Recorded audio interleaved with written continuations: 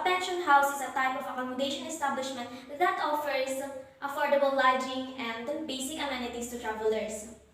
Often in a guest house-like setting, the term pension house is commonly used in certain regions such as the Philippines. To refer to this type of accommodation, here are some ways which pension house differ from a hotel. From the size and scale, pension houses are usually smaller compared to the hotels. They often have fewer rooms and more intimate atmosphere with the focus of providing homely and cozy environment for guests. From the pricing, pension houses typically offer from budget-friendly rates compared to hotels.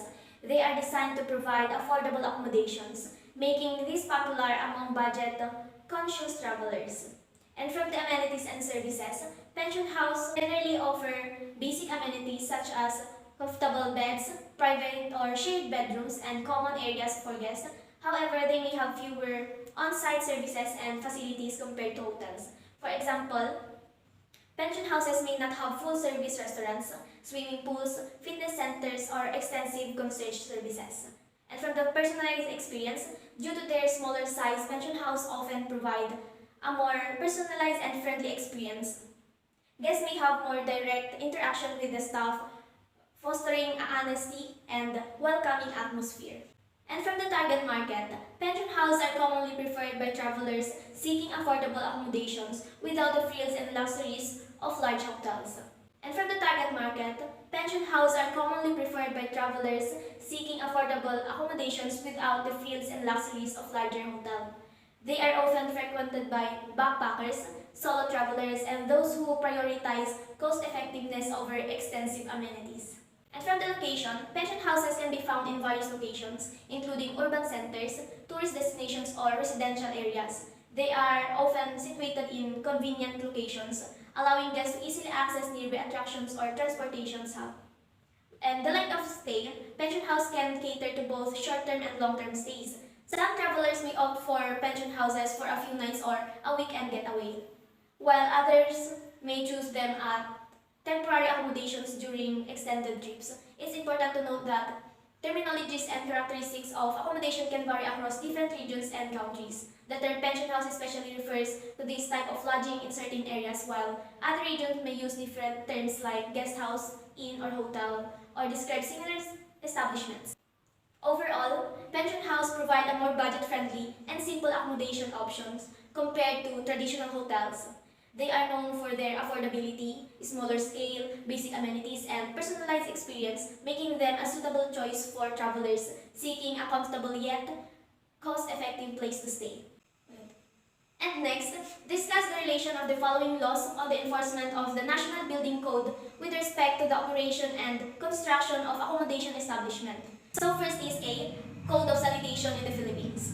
In the Philippines, the primary code of sanitation in the Sanitation Code, PD 856, also known as the Code of Sanitation of the Philippines. The Sanitation Code provides guidelines and regulations for maintaining public health and sanitation standards in various settings, including residential areas, commercial establishments, public facilities, and food establishments. It covers a wide range of topics related to sanitation, hygiene, and environmental health. So here are some key areas covered by the Sanitation Code in the Philippines. First is the water supply and quality. The code provides standards ensuring safe and potable water supply, including guidelines for water sources, storage, distribution systems, and treatment methods. Next is the waste management. The code emphasizes proper waste management practices, including waste segregation, collection, disposal, and recycling. It outlines guidelines for solid waste management, hazardous waste management, and wastewater management. And next is the food establishments. The code includes regulations for food safety and hygiene in food establishments, such as restaurants, cafes, canteens, and food processing facilities. It covers guidelines for food handling, storage, preparation, hygiene practices, and sanitary requirements for food establishments. And next, sanitary facilities. The code sets standards for the design, construction, and maintenance of sanitary facilities, including toilets, bathrooms, septic tanks, and drainage systems. It ensures the provision of adequate and hygienic facilities for residential areas, commercial buildings, and public places. Next is the vector control. The code addresses measures for controlling disease-carrying vectors such as mosquitoes, flies, rodents, and other pests. It provides guidelines for vector control programs including the use of insecticides, waste management practices, and public education on vector-borne disease. Next is the environmental pollution control. They could include provisions for controlling environmental pollution, including air pollution, noise pollution, and waste pollution. It outlines measures to reduce pollution levels and maintain a clean and healthy environment. Next is B, Philippine Environment Code. The Philippine Environment Code, officially known as Presidential Decree Number 1152 or the Philippine Environmental Policy, is comprehensive law that governs the protection, management, and development of the country's environment. It sets out guidelines and regulations to ensure sustainable and responsible environmental practices across various sectors. So here are some key provisions and areas covered by the Philippines Environmental Code. First is the environment management. The code established the policy framework for environmental management in the Philippines. It recognizes the importance of sustainable development, biodiversity conservation, and the integration of environmental considerations in the development, planning, and decision-making process. Next is environmental impact assessment. The code requires conduct of environmental impact assessments for projects or activities that may have significant environmental impacts. EIAS helps identify potential environmental effects, propose mitigation measures, and ensure the sustainable management of natural resources. Next is pollution control. The code addresses pollution prevention and control, including air pollution, water pollution, and land pollution. It sets standards and guidelines for emissions, effluent, and waste disposal, and establishes the legal basis for environmental compliance, certificates, and permits. Next is natural resources management.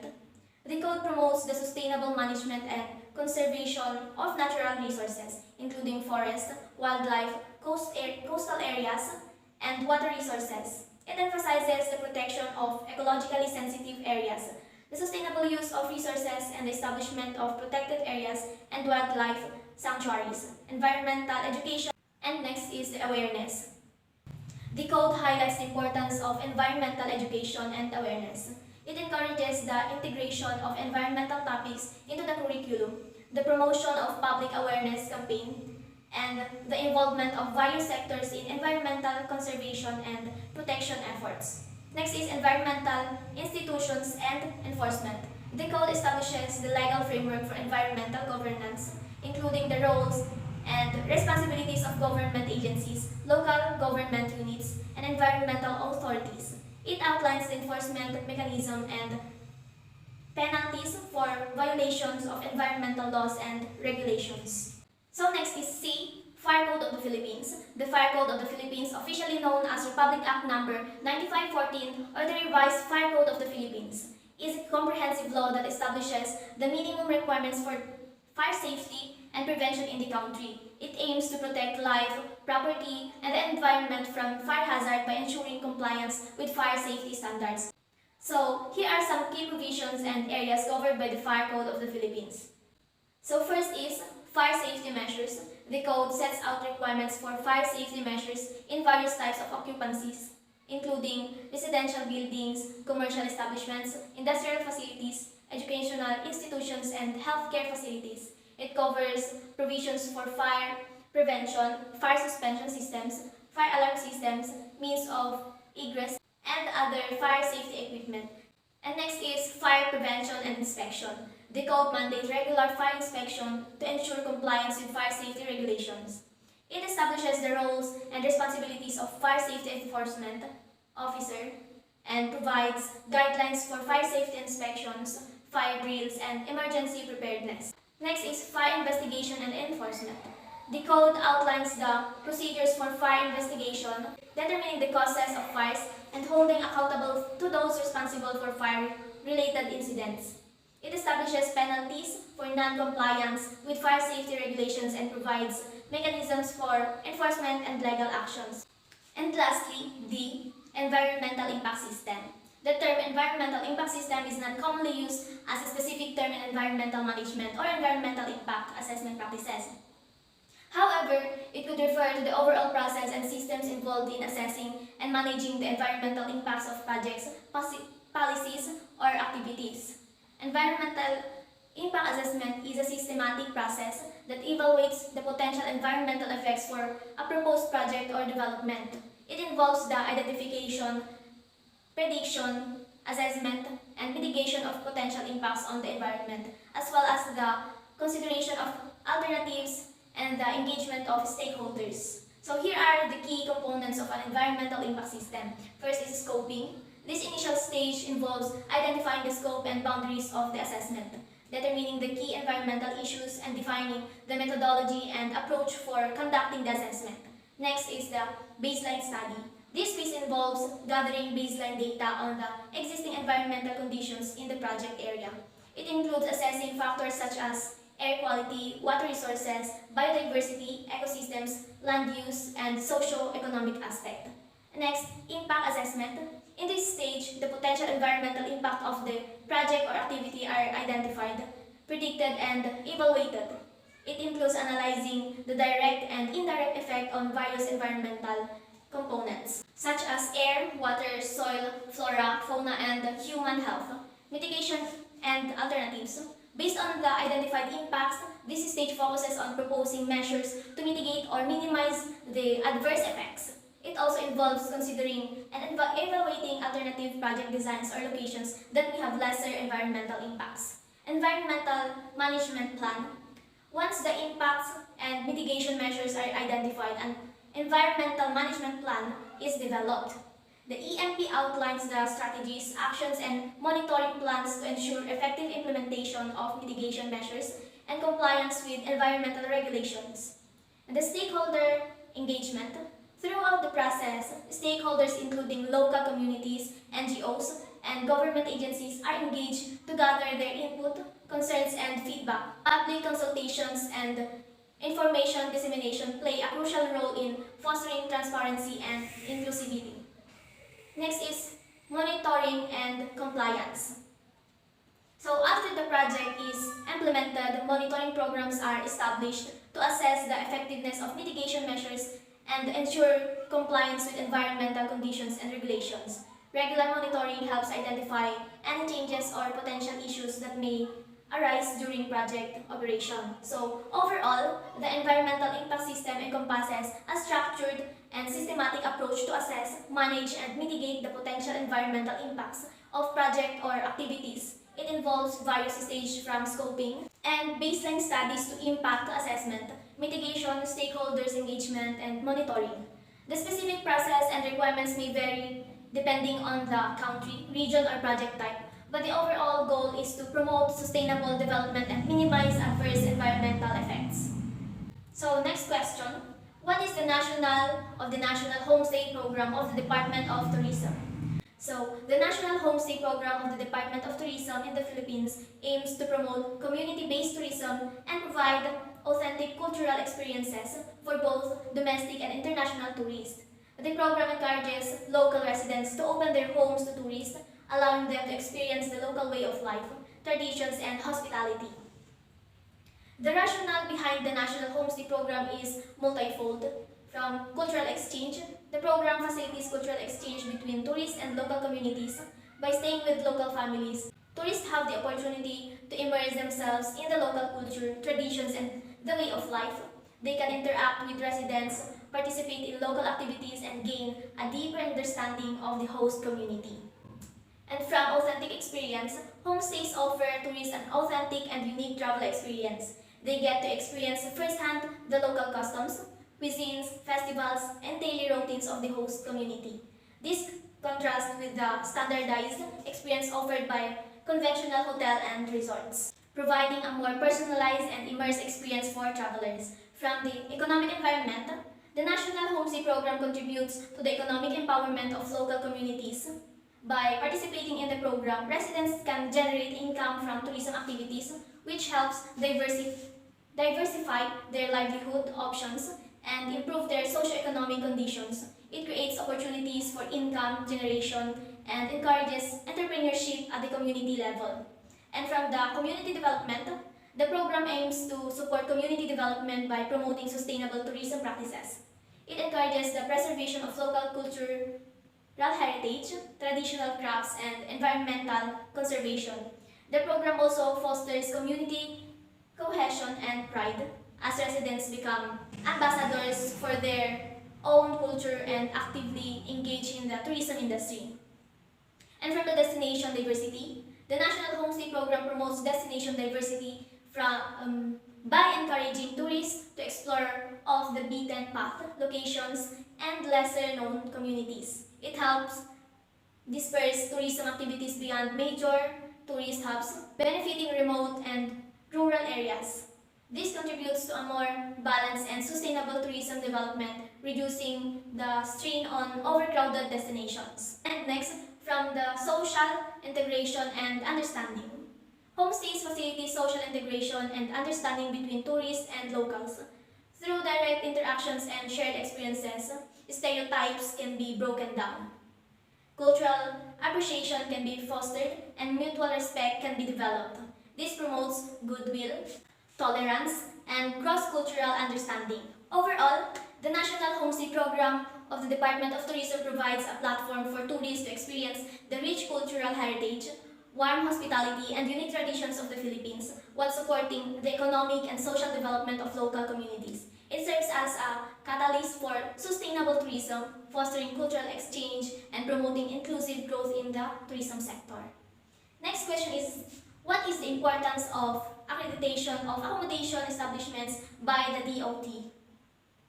So, the accreditation of accommodation establishments by the Department of Tourism or any relevant governing body plays a significant role in the tourism industry. So, some key reasons why accreditation is important. From quality assurance. Accreditation ensures a certain level of quality and standardization in accommodation establishments. It helps travelers to make informed decisions by providing a reliable benchmark for assessing the quality and services offered by different establishments. Accredited accommodations are expected to meet specific criteria regarding cleanliness, safety, facilities, and services, ensuring a satisfactory experience for guests. From consumer protections, accreditation serves as a form of consumer protection. It offers guests a level of confidence that the accommodation they choose has met certain industry standards. Accredited establishments are more likely to adhere to regulations and guidelines regarding guest safety, fair pricing, and ethical business practices, reducing the risk of fraudulent or substandard services. And next, destination competitiveness. Accreditation contributes to the overall competitiveness of a destination. By ensuring the accommodations meet certain standards, it enhances the reputation of the destination and fosters positive word-of-mouth recommendations from satisfied guests. This in turn attracts more tourists and helps in building a strong tourism industry. Next is industry professionalization. Accreditation encourages accommodation providers to improve their operations, facilities, and services to meet the prescribed standards. It promotes a culture of professionalism within the industry, leading to better customer service, increased guest satisfaction, and overall industry growth. Accreditation programs often provide training and support to help establishments meet their requirements, contributing to the professional development of accommodation providers.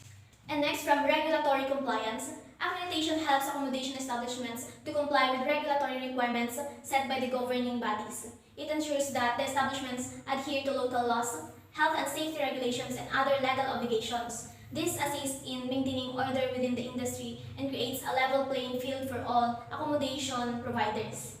And from the marketing and promotion, accreditation provides marketing advantage for accommodation establishments. Being accredited by a recognized authority allows them to display accreditation logos or symbols, which can attract more customers and differentiate them from non-accredited competitors. Accredited establishments may also receive additional marketing support from tourism authorities, such as inclusion in official directories or promotion through tourism campaigns. In summary, accreditation by the DOT or similar governing bodies is important for ensuring quality, consumer protection, destination competitiveness, industry professionalization, regulatory compliance, and effective marketing within the tourism accommodation sector.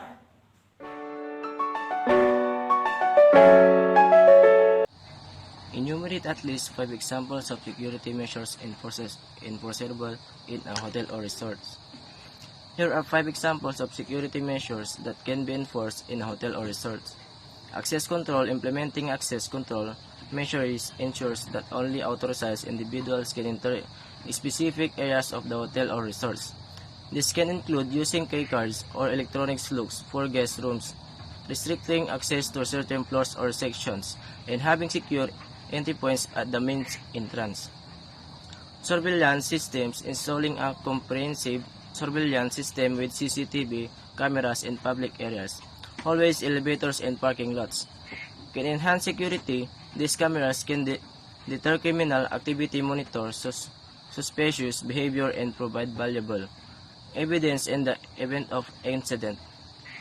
Security personnel. Employing trained security personnel such as security guards or a dedicated security team can help maintain a safe environment.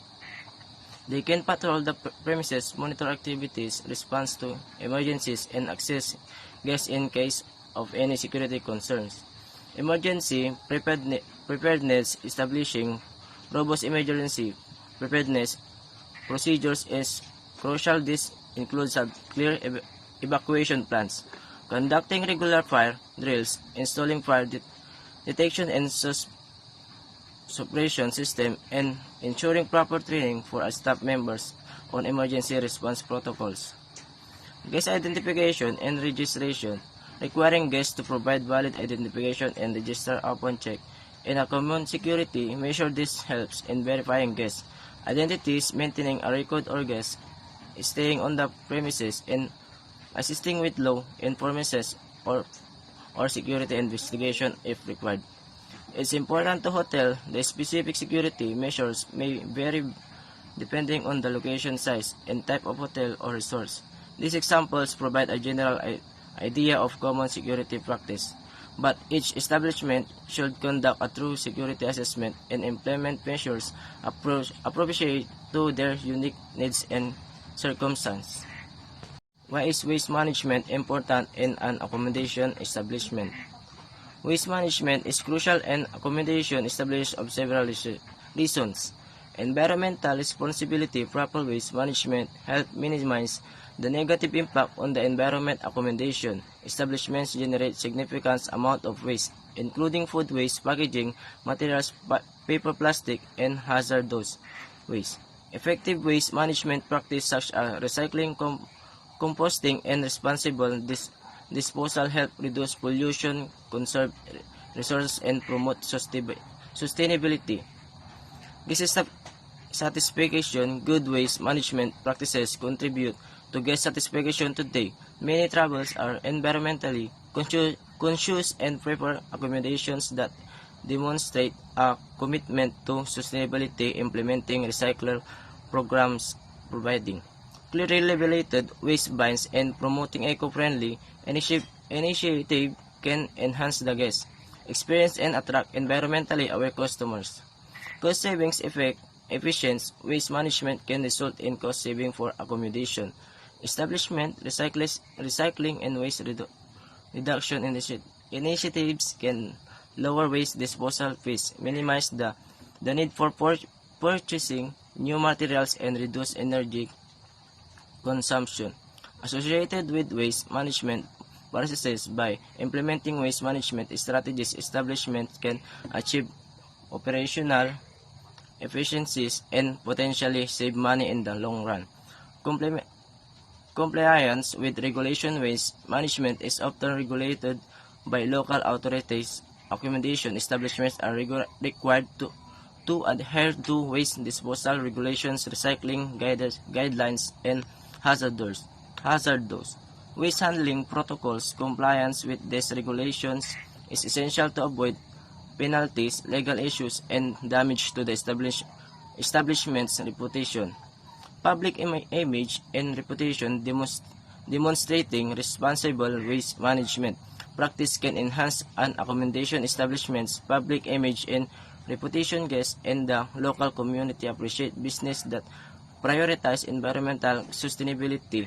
Establishments and the activity engaged in waste reductions, recycling, and other eco-friendly initiatives are more likely to be viewed positively by guests stakeholders, and the public, leading to favorite reputation and potential repeat business.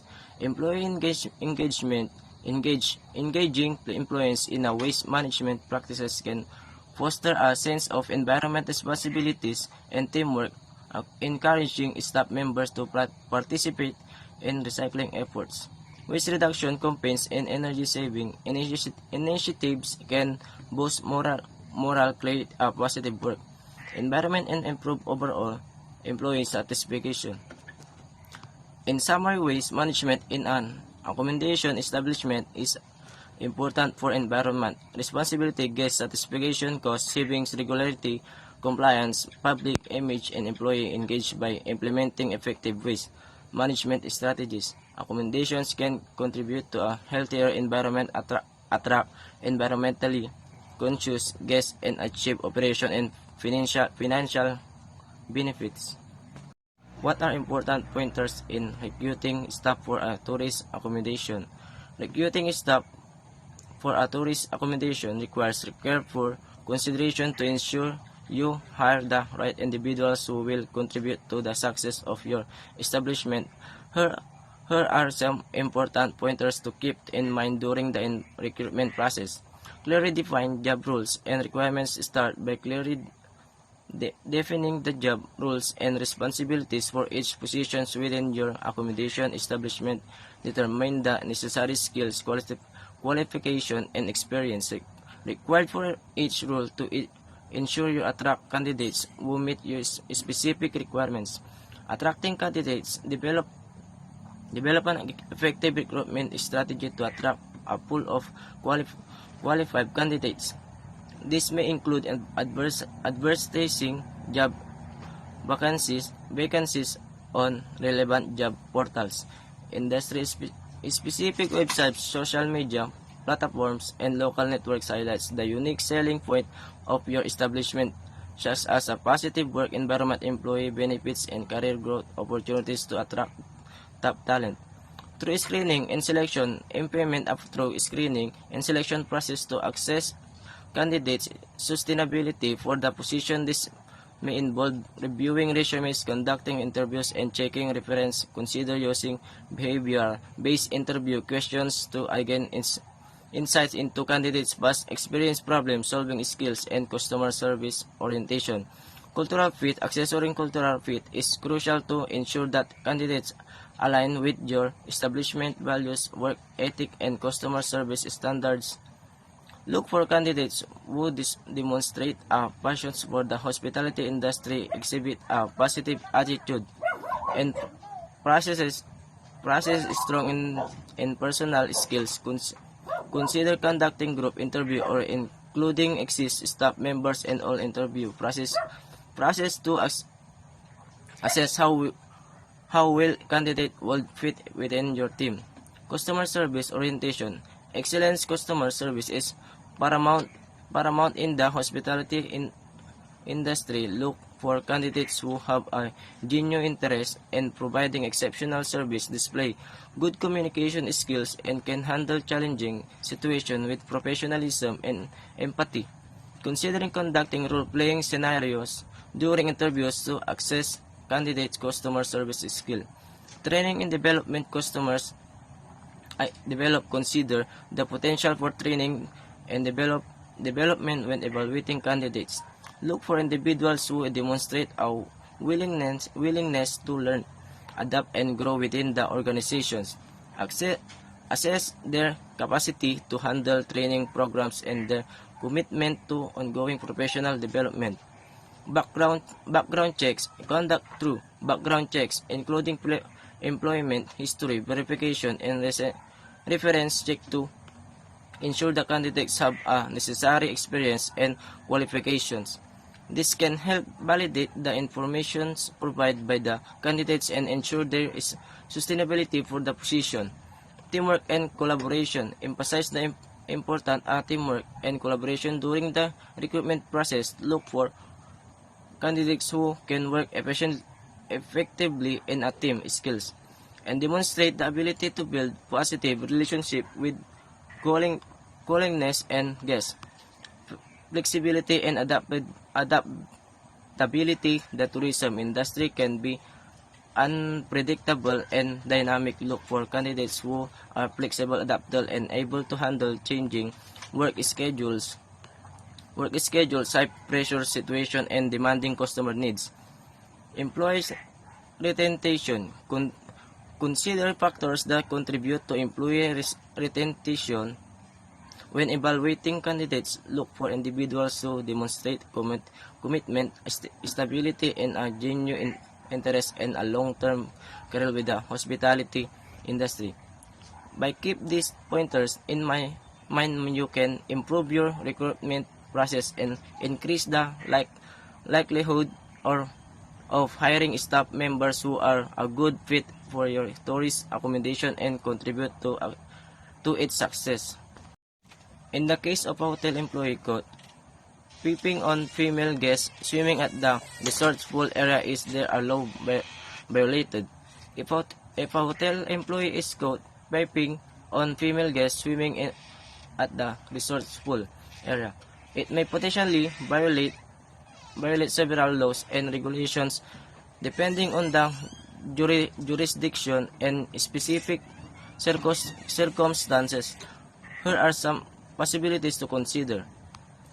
Invasion of privacy, peeping on individual in private areas such as changing rooms, bathroom, or the included area can be considered an invasion of privacy laws. Regarding invasion of privacy, vary across jurisdictions, but many countries have laws that protect individuals from unwanted surveillance or intrusions into their private space.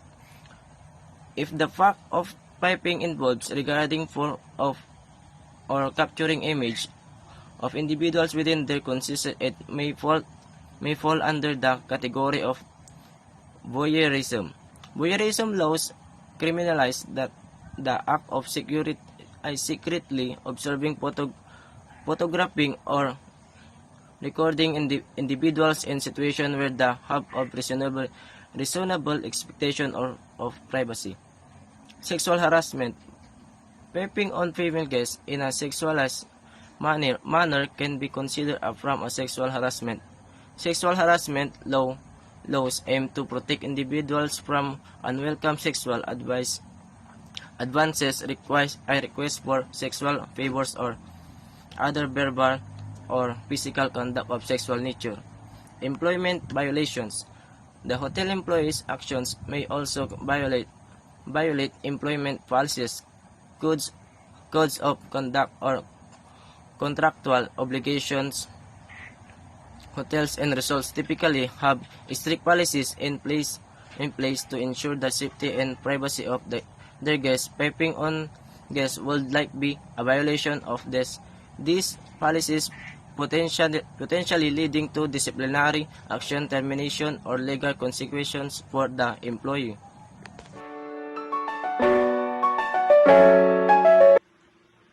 What are the grounds for cancellation of DOT accreditation of a tourist accommodation? The Department of Tourism, or the DOT, accreditation of a tourist accommodation can be cancelled or revoked under certain circumstances. While specific grounds for cancellation may vary depending on the regulations and policies of the relevant jurisdiction. Here are some common reasons for the cancellation of DOT accreditation. One is the non-compliance with accreditation requirements. Failure to comply with the accreditation requirements set by the DOT can result in the cancellation of accreditation. This includes not meeting the prescribed standards related to facilities, amenities, safety measures, cleanliness, and other criteria specified by the DOT. Violation of laws and regulations. If an accommodation establishment is found to be in violations of local laws, regulations, or ordinances related to the operations of tourist accommodations, it can lead to the cancellation of DOT accreditation. Or this may include violations of health and safety codes, labor laws, environmental regulations, or any other legal obligations. The next is the misrepresentation or false information.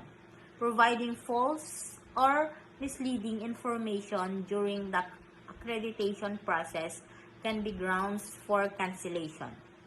If it is discovered that an accommodation establishment has misrepresented its facilities, services ownership, or any other pertinent information, the DOT may revoke the accreditation.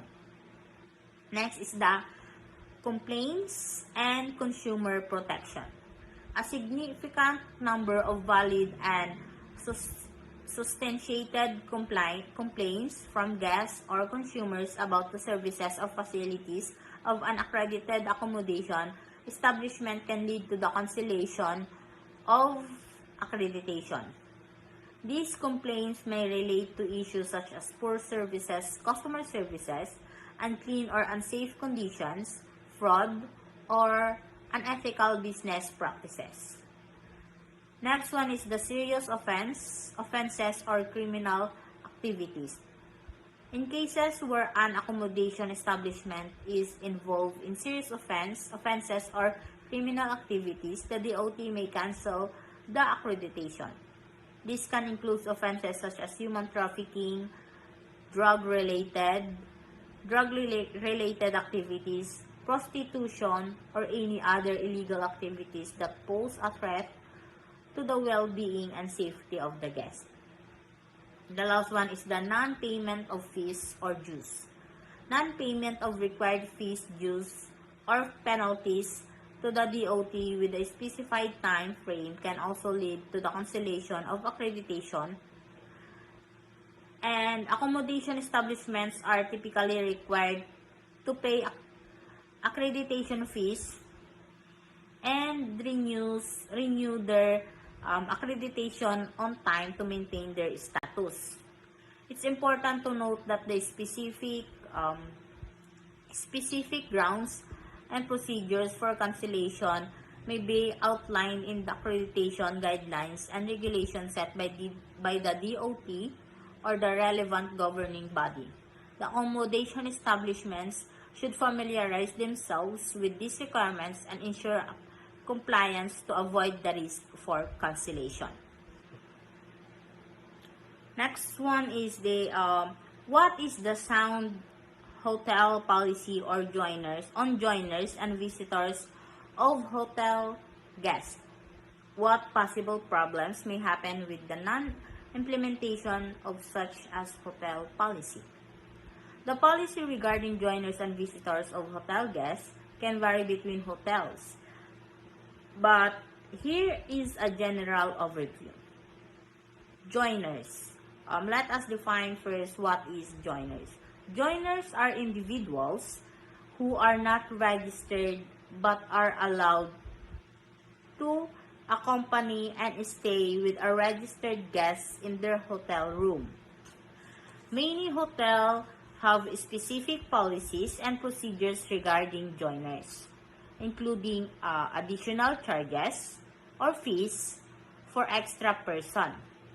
Some hotels may require joiners to provide identification or register at the front desk for security purposes.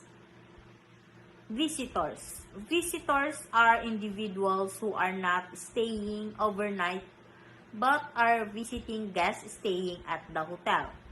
Hotels may have policies in place regarding the access and presence of visitors in guest areas, including restrictions on the number of visitors allowed in room or designated visiting hours. Non-implementation of a clear hotel policy on joiners and visitors can lead to several potential problems. One is the security risk. Without a policy in place, Unauthorized individuals may have unrestricted access to guest areas, potentially compromises the security and safety of guests and their belongings. It becomes difficult to monitor who is entering the hotel premises and who has access to guest rooms. Next is an unauthorized use of hotel facilities. Non-guests may take the advantage of hotel facilities such as pools, gyms, or restaurants without proper authorization or payment. This can result in overcrowding, inconvenience for registered guests, and financial losses for the hotel. Noise and distraction. Visitors or joiners who are not subject to hotel policies and guidelines may engage disruptive behavior, including excessive noise, parties, or disturbances. This can negatively impact the experience of other guests, leading to complaints and potential conflicts. Liability and insurance concerns. If unauthorized individuals are allowed access to hotel premises or guest rooms, the hotel may have liability issues in case of accidents, damages or other incidents involving those individuals. Properly complementing policies and registered or all individuals on the premises can help mitigate this risk. Next is the revenue loss.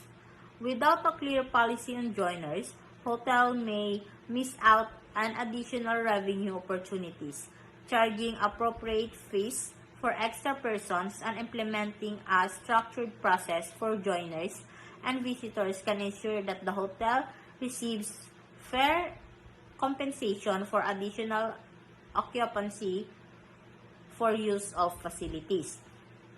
Establishing and enforcing a sound hotel policy on joiners and visitors helps maintain security, enhance guest experience, protects the hotel's reputation, and ensure compliance with legal regulatory requirements. By implementing such a policy, hotels can mitigate potential problems and provide a safe and comfortable environment for their guests. What law justifies the need for provisions in buildings such as hotels and resorts for facilities for persons with disabilities? The law that justifies the need for provision in buildings, including hotels and resorts, for facilities for persons with disabilities varies by jurisdiction. However, many countries have legislation that promotes accessibility and prohibits discrimination against individuals with disabilities. One such law is the American with Disabilities Act or ADA in the United States. Other countries may have similar laws such as Disability Discrimination Act in the United Kingdom, the Accessibility for Ontarians with Disabilities Act in Canada, Act or United Nations Convention on the Rights of Persons with Disabilities, which has been ratified by numerous countries globally. These laws typically require that buildings, including hotels and resorts, provide accessible facilities and services for persons with disabilities. Here are some examples of manifestation of these facilities. Number one is the accessible parking. Designated parking spaces closed for the hotel entrances with adequate width for wheelchair access and signage indicating that they are reserved for persons with disabilities. Next is the accessible entrances. Ramps or elevators at entrances to ensure easy access for individuals using mobility aids such as wheelchairs or walkers. These entrances should be wide enough to accommodate wheelchairs and have appropriate signage. Next is the wheelchair accessible rooms. Designated rooms that are typically designed to accommodate individuals with disabilities, including wider doorways, lower beds, roll-in showers with grab bars, and other accessible features. This room may also have visual alarms and other assistive devices. Accessible bathrooms. Bathrooms equipped with grab bars, accessible sinks, toilets with appropriate clearance, and roll-in showers or bathtubs with seats to facilitate use by individuals with disabilities. Next is the accessible pathways. Clear pathways through the hotel that are wide, flat, and free for obstacles, allowing individuals using mobility aids to move easily between different areas of the hotel. Assistive devices. Provisions of assistive devices such as wheelchair ramps, portable shower chairs, and hearing assistance system upon request to accommodate the needs of the guests with disabilities. And the last one is staff training. Training programs for hotel staff on providing assistance to guests with disabilities, including understanding their needs, communicating effectively, and responding to emergency situations. It's important to note that the specific requirements for accessible facilities in hotels and resorts may vary by jurisdiction, and compliance with local accessibility standards and regulations is essential. The aim of these provisions is to ensure equal access and inclusion for individuals with disabilities, allowing them to fully enjoy the facilities and services provided by the hotels and resorts. Next is the enumerate facilities normally found in a 5-star hotel but not in other categories of hotels. While the specific facilities found in hotels can vary, especially based on regional differences and individuals' hotel offerings, here are some facilities that are commonly associated with 5-star hotels which may not be available in lower categories. Number 1 is the luxurious spas and wellness centers.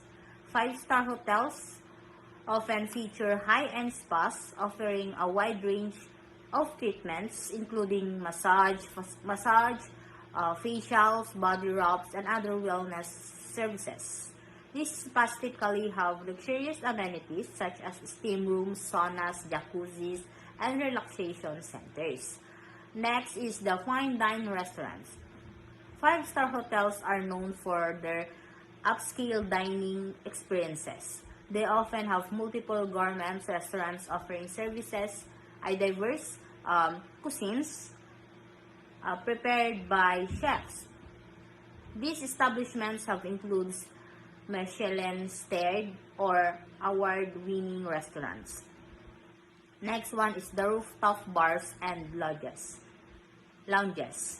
Many 5-star hotels have rooftops, bar or lounges that provide panoramic views of the city or surrounding landscapes. These upscale venues often sophisticated ambience, creative cocktails, and stylish setting for socializing. Next one is the private butler or concierge services. 5-star hotels may offer personalized services such as a private butlers or dedicated concierge services. These professionals assist guests with various requests. Dedicated concierge services. These professionals assist guests with various requests, including arranging transportation, making reservations, and providing personalized recommendation and assistance. Next one is the high-end fitness centers. 5-star hotels often have state-of-the-art fitness centers equipped with the latest exercise equipment, personal trainers, and fitness classes. These centers may offer additional amenities such as swimming pools, yoga studios, or pilates rooms. Next one is the luxury retail shops. Some five-star hotels feature high-end retail shops, boutiques, or designer outlets with their premises. These shops offer a range of luxury items, including fashion, jewelry, accessories, and local artisanal products. Next is the business and conference facilities. Five-star hotels typically provide extensive business and conference facilities, including meeting rooms, boardrooms, and conference halls equipped with advanced audiovisual technology. These spaces are suitable for hosting corporate events, conferences, and business meetings. Next one is the exclusive club lounges. Many five-star hotels have exclusive club lounges and accessible only to guests staying in higher rooms, categories, or members of loyalty programs. These lounges offer additional services and amenities such as complimentary food and beverages, dedicated concierge services, and private meeting spaces. Next is the valet parking and luxury car services. Five-star hotels often offer valet parking services, ensuring convenience and ease of access for guests. Additionally, they may provide luxury cars or vehicles for airport transfers or local transportation. Next one is the specialized amenities. Five-star hotels go to extra mile to provide luxurious amenities and services. They may include features such as pillow menus, personalized welcome amenities, high-end toiletries, evening turn-down services, and 24-hour room services. It's important to note that these facilities are not included to five-star hotels, and some upscale establishments in lower categories may offer similar amenities. The categorization of hotels is not standard globally, and individual hotels' properties may have unique offerings based on their target market, location, and brand positioning. Should local government officials be directly involved in the accreditation process of hotels and other tourist accreditation establishments in their city or province? The involvement of local government officials in the accreditation process of hotels and other tourist accreditation establishments can vary depending on the regulations and practices of each jurisdiction. Here are some points to consider regarding their involvement. Regulatory oversight. Local government officials often have a responsibility to ensure compliance with local laws and regulations related to tourism and hospitality. Their involvement in the accreditation process can help ensure that hotels and accreditation establishments meet the required standards for safety, health, hygiene, and other essential aspects. Expertise and knowledge. Local government officials, particularly those responsible for tourism or licensing departments, may possess expertise and knowledge regarding the tourism industry and best practices in accreditation services. Their involvement can contribute to the development and implementation of effective accreditation criteria and procedures. Quality control. Local government officials' involvement in the accreditation process can help maintain and improve the overall quality of tourist accreditation establishment within their jurisdiction. They can play a role in establishing and enforcing standards that enhance the guest experience and promote the reputation of destination. Consistency and standardization. The direct involvement of local government officials can help ensure consistency and standardization in the accreditation process. They can work to establish uniform criteria, conduct inspections, and enforce compliance uniformly across all hotels accreditation establishment in their city or province. Prevention of unfair practices. Involving local government officials can help prevent unfair practices such as bribery, corruption, or favoritism. In the accreditation process, their oversight impartiality can contribute to a fair and transparent evaluation of accreditation establishments, promoting a level playing field for all businesses. However, it's also important to consider potential challenges or drawbacks to direct involvement.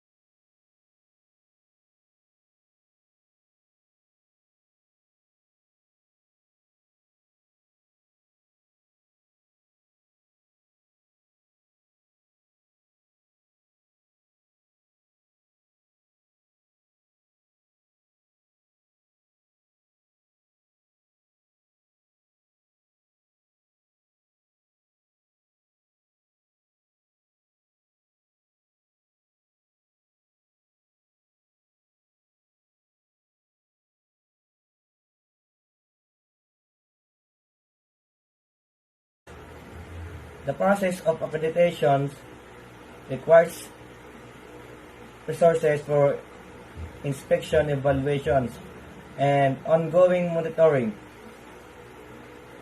which may strain the capacity of the local government. Conflict of interest. There is a risk of potential conflicts of interest if local government officials have personal or political affiliations with certain accreditation establishments. It's crucial to establish transparent process and mechanism to minimize such conflicts and maintain the integrity of the accreditation system. Efficiency and expertise. Local government officials may not always possess the specialist knowledge or resources required for true assessments of accreditation establishments. Collaboration with relevant industry experts, professional associations, or third-party organizations can help ensure a comprehensive and effective accreditation process. Ultimately, finding the right balance between the involvement of local government officials and industry stakeholders, important collaborative efforts between government authorities.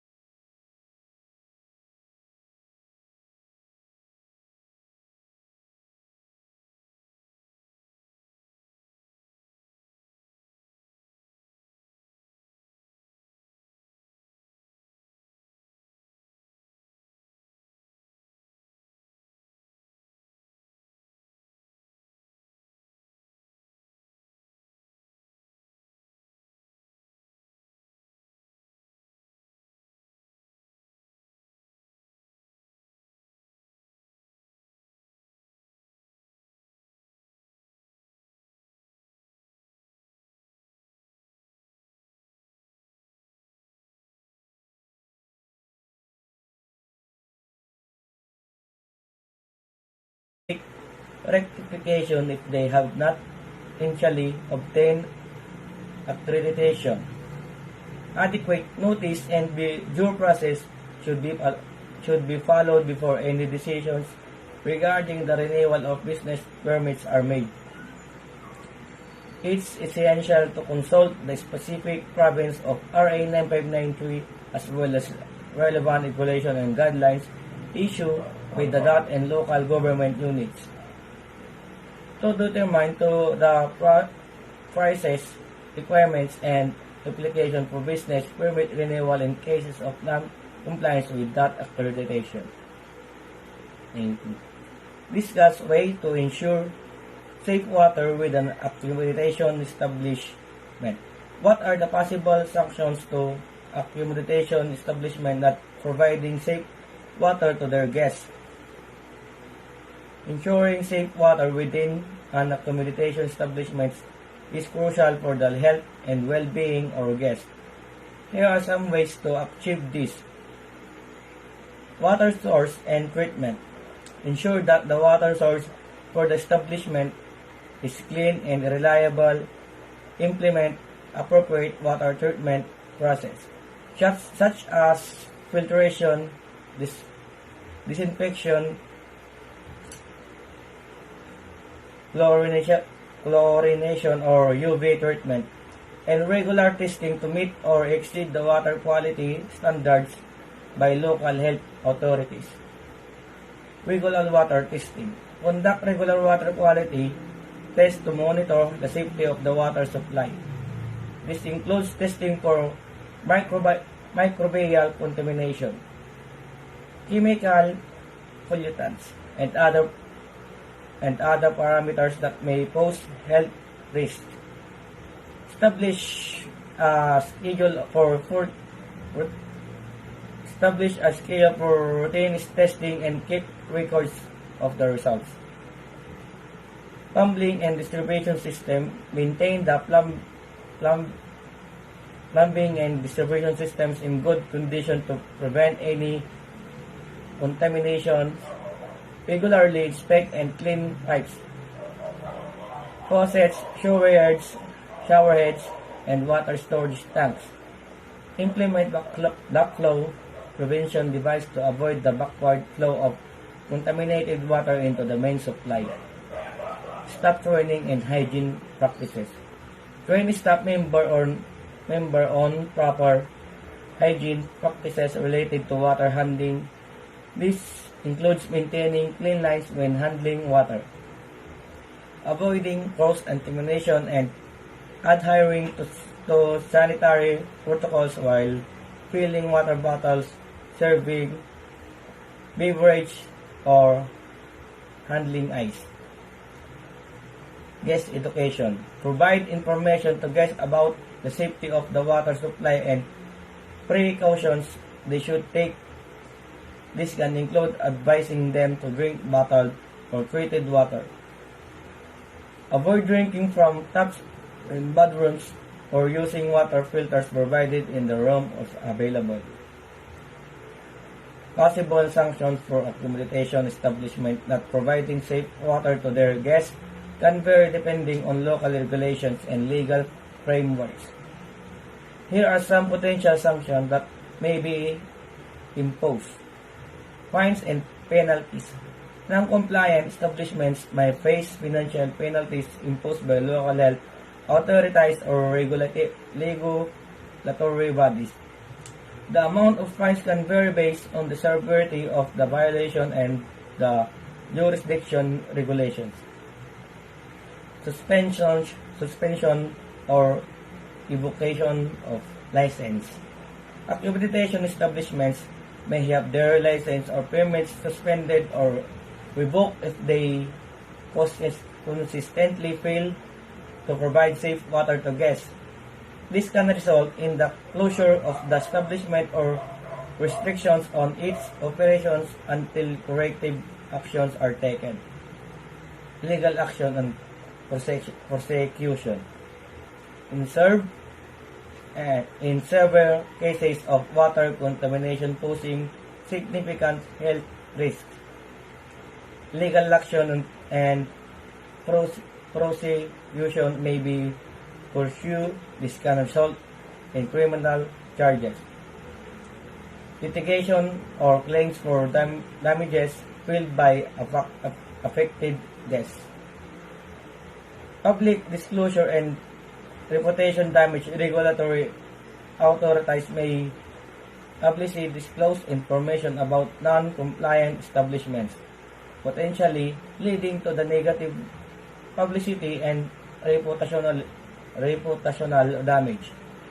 This can impact the establishment's business, customer trust, and future blueprints. It's important to consult the specific regulation and guidelines of the relevant local health authorities, tourism departments, and regulatory bodies to understand the applicable sanctions and procedures for non-compliance with water standards in accreditation establishment.